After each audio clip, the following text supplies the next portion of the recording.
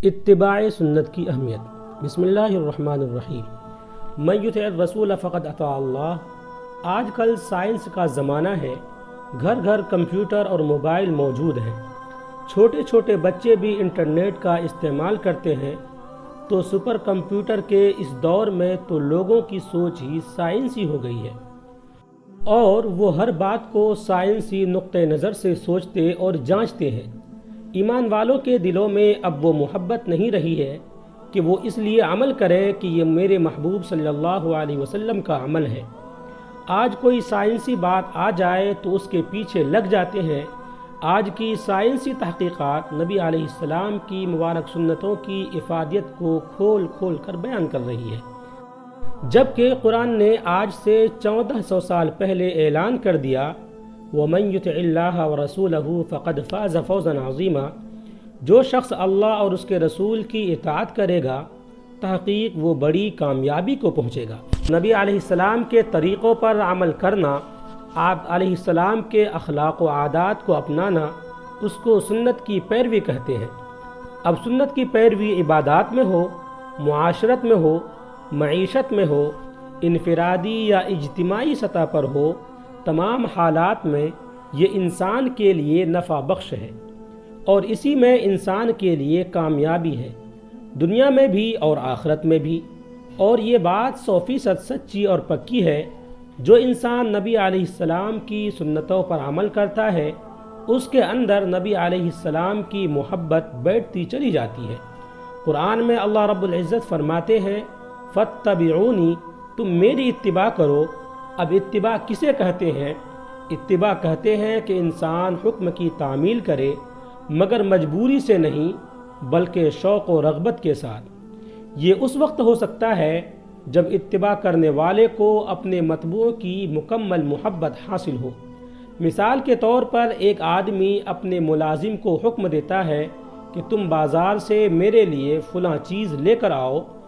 اب نوکر پیسے لے کر چلا جاتا ہے، لیکن اس کے دل میں غصہ آتا ہے کہ اتنی گرمی میں مجھے بھیج دیا۔ وہ دل کی خراب کیفیت کے ساتھ یہ کام کرتا ہے۔ اس کو اتباع نہیں کہتے بلکہ مجبوری کہتے ہیں۔ اس کے مقابلے میں کوئی عالم، کوئی اللہ والا اپنے شاگرد یا مرید کو وہی کام کہتا ہے۔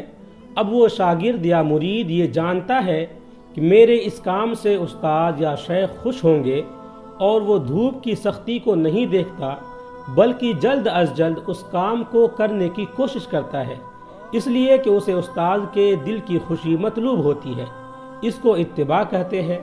نبی کریم صلی اللہ علیہ وسلم نے ارشاد فرمایا، جس کا مفہوم ہے کہ جس نے میری سنت کو زندہ کیا اس نے مجھ سے محبت کی، اور جس نے مجھ سے محبت کی وہ جنت میں میرے ساتھ ہوگا۔ تو جنت میں جانے کا آسان طریقہ سنت پر عمل کرنا ہے۔ سنت کی مثال کشتی نوح کی مانند ہے، جو اس میں سوار ہو گیا بچ گیا، اور جو سوار نہ ہوا وہ غرق ہو گیا۔ شیطان سے بچنا بہت مشکل ہے، اور اگر کوئی طریقہ اس سے بچنے کا ہے تو وہ صرف اور صرف سنت پر عمل کرنا ہے۔ شیطان ہمارے ایمان کا ڈاکو ہے، اور سنت پر عمل اس کے خلاف ڈھال ہے۔ اللہ اور اس کے رسول کی محبت کے ملنے کی دلیل بھی سنت پر عمل کرنا ہے۔ علامہ ابن القیم رحمۃ اللہ علیہ نے زاد المعاد میں لکھا ہے، اسلام صرف رسالت کی تصدیق کا نام نہیں، جب تک انسان پوری اطاعت کا عہد نہ کر لے تب تک وہ کامل مسلمان نہیں ہو سکتا۔ حدیث پاک کا مفہوم ہے کہ جس نے میری سنت کی حفاظت کی، اللہ پاک 4 طرح سے اس کا اکرام فرمائیں گے۔ نمبر 1، نیک لوگوں کے دل میں اس کی عزت ڈال دیں گے۔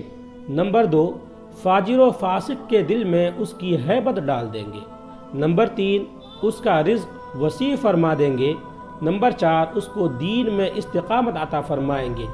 اگر ہم پورے دن کے کاموں کی لسٹ بنا لیں تو بمشکل 15-20 کام ایسے ہوں گے جو ہم روزانہ کرتے ہیں، مثلا کھانا پینا، سونا، کپڑے پہننا، بیت الخلاء جانا، بازار جانا، گھر والوں سے ملنا وغیرہ۔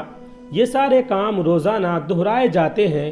کچھ کام ایسے ہوتے ہیں جو مہینے میں 1 دفعہ کرتے ہیں، اور کچھ ایسے جو سال میں 1 دفعہ اور کچھ ایسے جو زندگی میں ایک دفعہ مثلا شادی، حج وغیرہ۔